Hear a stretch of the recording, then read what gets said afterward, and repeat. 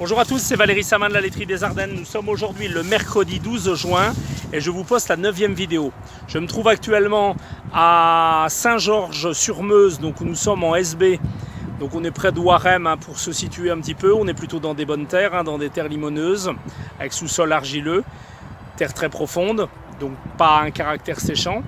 Et ici, je vais vous montrer, je vous avais promis de vous montrer ça dans la vidéo numéro 1, et ça j'avais pas oublié, mais je vous l'avais toujours pas fait, de vous montrer une implantation d'une prairie sous couvert de bois. Alors, premier point, c'est la difficulté d'implanter une prairie permanente ou temporaire, mais principalement permanente, à base de raigrats, de fétuques et de trèfle. Ce qui est toujours délicat, c'est de l'implanter au printemps, parce qu'on ne connaît pas toujours les conditions climatiques, il peut des fois faire très sec. Et puis on se retrouve en fait en sortie d'hiver et au printemps avec un sol nu qui a un fort pouvoir de salissement et donc de concurrence avec ce jeune semis. Le fait de planter ou d'implanter une prairie au printemps est également un frein important du fait que on perd généralement une coupe par rapport à une implantation d'automne. Ici donc l'éleveur chez qui je suis pour visiter cette parcelle a pris la décision d'implanter au printemps. Et pour pouvoir sécuriser et réussir son implantation, il a décidé de le faire sous une culture de pois protéagineux. Il y a un peu de façon de protéger ou de mettre sous abri notre jeune semis. C'est soit une technique qui, moi, je trouve moins bonne, qui est la technique, on va dire, sous couvert d'un métail, un métail léger, c'est-à-dire un métail dense, peu dense, c'est-à-dire semé très clair. Donc c'est de la céréale à raison de 40-50 kg, une avoine principalement. Et puis on utilise souvent des pois fourragés, qui sont des pois qui ont besoin d'un tuteur, qui vont servir pour densifier et apporter de la masse. Et ensuite on met la prairie en dessous. Le défaut de ce type de mélange, c'est que la céréale et le pois prennent très vite une grosse dominance de l'espace et laissent très peu de lumière disponible à notre jeune fourrage. C'est pour ça que je vous montrais une parcelle qui est assez intéressante, où en fait dans la même parcelle on a les deux types de pois. Pour une petite histoire, pour la petite histoire, en fait, l'éleveur s'est retrouvé à court de semences. Il semait des pois protéagineux. Le semoir a semé un petit peu plus que prévu. Et on s'est retrouvé en manque de semences et il a dû se dépanner chez un négociant qui n'avait que des pois fourragés.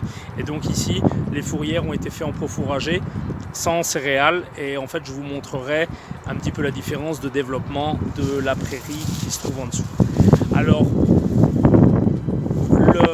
l'historique de cette parcelle, donc, le but c'est d'implanter, on est après une culture de maïs, on veut implanter un fourrage pour 4 ans pour faire de la fauche exclusivement. Et donc ici on est sur le choix d'un LDA fauche, c'est-à-dire raigrats, fétuques, trèfle violet, implanté à 40, semé à 40 kg l'hectare et mis sous couvert de pois. Donc les pois, l'objectif c'est d'avoir une masse végétative qui va assurer une bonne couverture, mais ne pas non plus étouffer notre prairie. L'objectif c'est d'avoir à la levée, donc après germination, environ 40 à 50 grains au mètre carré. Donc ça veut dire fois le poids de 1000 grains. Le poids de 1000 grains il est très important, enfin, il est assez conséquent au niveau des pois protéagineux. Par contre il est variable selon les variétés.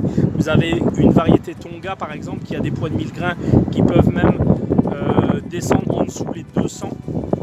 Et puis vous avez des pois classiquement comme celui-ci qui est du Cayenne où le poids de 1000 grains est de 240 grammes par 1000 grains. Donc ça, la lecture du PMG, du poids de 1000 grains, elle est donnée sur le sac. Donc ici, si vous voulez, on ne peut pas de façon régulière dire des pois protéagineux sous couvert, ça doit se semer à 120 ou à 130 ou à 150 kg. Non, ça doit se semer à 45 à 50 grains par mètre carré fois le poids de 1000 grains. Donc ici, on a semé à 45 grains au mètre carré fois 240 Voilà, ça fait autour de 130 kg l'hectare. Et ensuite, on sème le jeune fourrage en dessous. Donc voilà, aujourd'hui, 12 juin, on a des pois qui commencent à fleurir. On a le premier étage de pois qui est au stade floraison. Et puis, en fait, si on écarte un petit peu la masse de pois devant nous, ben, on observe sous en fait, le pois protéagineux qui lui n'a pas besoin de tuteur, qui tient bien sur ses pattes. Et ben, on voit qu'en fait, on a une masse de jeunes fourrages qui est déjà très développée. Donc en fait, on retrouve les feuilles luisantes du raigrand anglais, ça tout le monde la reconnaît. Les feuilles plus mates, comme ici, une feuille plus mate au verso, qui est en fait une future fétuque, et du trèfle violet. Donc on voit que l'équilibre est bon. On a un pois qui ne domine pas et qui n'étouffe pas le développement de notre jeune prairie, c'est l'objectif, mais qui assure, qui maintient en fait une bonne protection, qui maintient de l'humidité au sol en suffisance, et qui permettra également d'augmenter fortement la masse de fourrage qu'on récoltera en première coupe. Si on n'avait pas ce poids, on aurait aujourd'hui une prairie qui serait quand même beaucoup moins volumineuse et qui n'assurerait pas une quantité suffisante, enfin pas encore aussi importante. Alors on le voit, on a des ronds, on peut constater quand même des ronds où les pois se sont un petit peu moins développés, mais malgré tout, l'année étant favorable en pluviométrie, le raigras est quand même bien développé. Par contre, voilà, dès qu'on a moins de poids, on retrouve par exemple des kénopodes comme ici, on va avoir un peu plus de salissement. Mais bon, il n'y a rien d'extraordinaire. Ce que j'essaierai de vous retrouver peut-être, c'est une zone où il y a un peu trop de poids. Ça, on va le retrouver peut-être dans les fourrières où les pois ont été redoublés et un peu semés de façon plus dense, alors comme ici. Et alors à ce moment-là, on voit que nos trèfles sont un petit peu plus jaunes et le fond du pied est un peu moins développé. Donc on voit bien que c'est très important d'être très précis sur la densité de poids. Donc je rappelle bien 45 à maximum 50 grains au mètre carré. Techniquement, le semis se fait en deux passages. On ne mélange pas tout dans la même trémie. On sème les pois à 3 cm dans une terre meuble bien préparée, recachée, on les sème en ligne, et ensuite les petites semences du mélange prairie, eux sont soit semés à la volée, ou on repasse avec le semoir avec les buses relevées, mais en surface sans redécacher les pois. Soit on le fait en deux passages, ou on peut le faire maintenant via des entrepreneurs qui sont équipés, ou des agriculteurs qui sont équipés de semoirs décomposés avec 2 cuves, ou avec un semoir type anti-limace qui se trouverait derrière le semoir qui sème les pois. Ensuite, ça a été roulé. Ça, on peut semer ça à partir de fin mars dans les bonnes conditions par ici, et courant du mois d'avril. Pour le stade de récolte, donc je suis en fait intervenu chez cet éleveur pour regarder un petit peu où on en était. Et aujourd'hui, on est à l'apparition du premier étage de fleurs. L'objectif ne va pas être d'avoir des gousses formées, ça sera beaucoup trop tard. C'est donc vu que notre fourrage ne peine pas par la chaleur, on peut laisser encore se développer la masse de fourrage et la masse de pois. Moi je dis toujours, on peut attendre environ 3 étages de fleurs qui peuvent arriver très rapidement dans les semaines à venir, dès qu'il va faire bon. Pronostic pour ce fourrage, on pourrait le faucher. Je pense que ça serait le sacrifier de vouloir le faucher maintenant. Je pense qu'il faut attendre encore bien une bonne quinzaine de jours, une dizaine de jours, en fonction un petit peu des températures. Mais avec la température et l'eau qu'il a au pied, on peut encore augmenter très fortement la quantité sans dégrader la valeur. Donc la valeur, les années sèches, il faut vraiment être très prudent, parce que notre pois protéagineux, c'est une légumineuse qui est très sensible et qui a un faible enracinement au sol, et qui lui peut se jaunir et perdre sa valeur très rapidement en quelques jours. Donc là on voit, on commence à avoir les premiers jaunissements des feuilles en bas, mais on est sur une plante qui est encore très bien et qui est très verte. Alors je vous avais dit que les fourrières et qu'une partie de la parcelle avait par contre été faite avec des pois fourragés. Donc on va aller voir un petit peu la conséquence de cette implantation sous pois fourragé. Donc le pois fourragé, hein, vous voyez bien, je ne sais pas avec la forte luminosité qu'il y a, le soleil, je ne sais pas si vous voyez bien.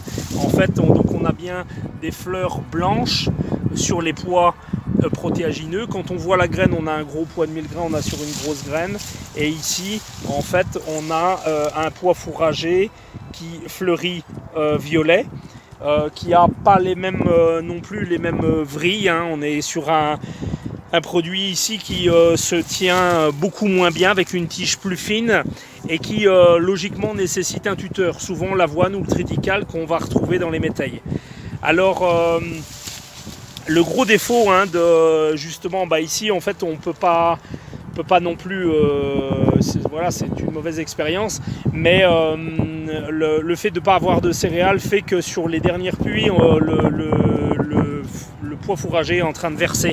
Et le phénomène de verse au pied a tendance à étouffer un petit peu notre aigras. Alors quand on regarde en fait sous les pois fourragés, on a déjà aussi des pois qui commencent à jaunir un peu plus fortement au pied.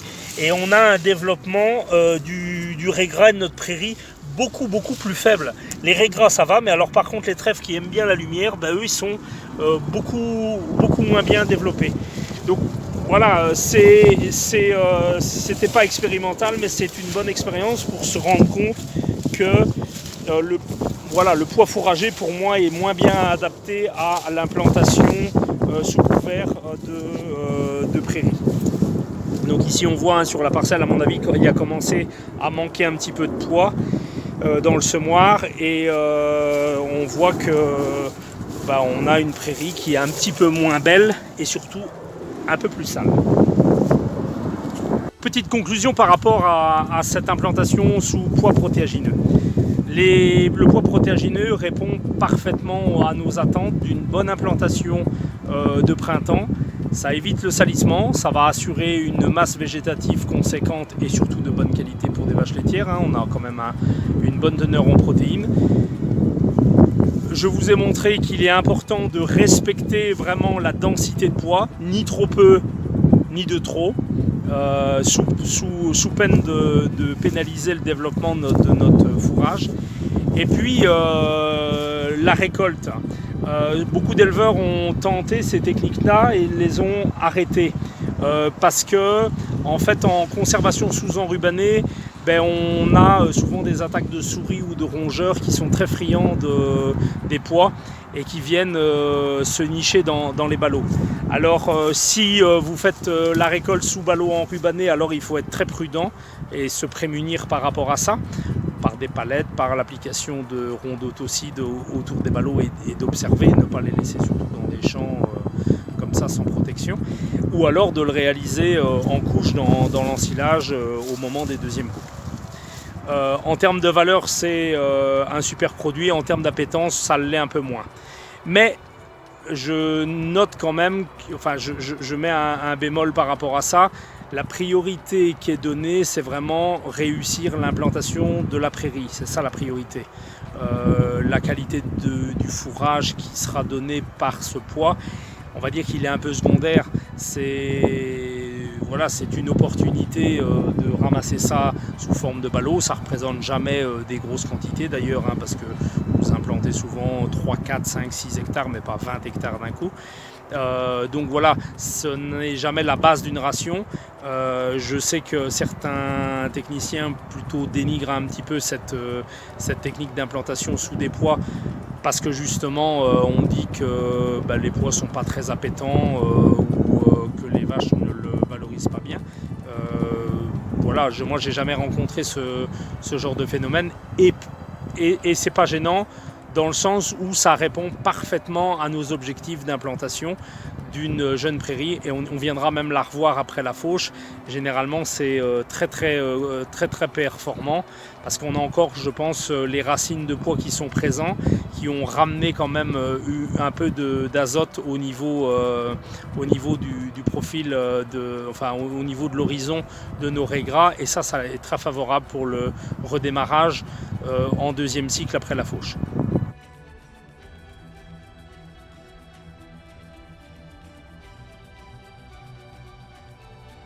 Merci à tous, à la semaine prochaine, on parlera de l'intérêt du minage de maïs.